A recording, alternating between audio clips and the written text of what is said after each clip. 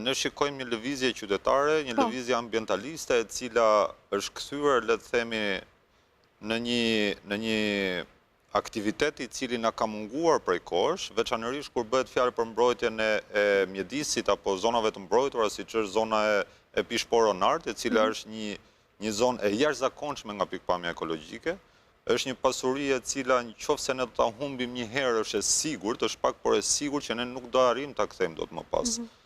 Dhe ne shikojmë shoqërinë të cila reagon, shikojmë shoqërinë e cila proteston për të mbrojtur natyrën, dhe shikoj një shoqëri të emancipuar dhe të ndërgjegjësuar se çfarë rëndësie kanë zonat e mbrojtura dhe ka mjedisi për jetesën tonë. Që do thotë është një reflektim i vetë shoqërisë. Është një reflektim i shoqërisë. Dhe një ndërgjegjësim për nevojën që ka për të mbështetur tek natyra, pra, tek pasuritë e saj natyrore. E cila është shtyr padyshim nga gjithë puna që është bërë, qoftë nga ekspert, qoftë nga shkencëtar, qoftë nga shkollimi, qoftë nga kurrikulat e përmirësuara apo çdo gjë tjetër që ka ndikuar në këtë shtys.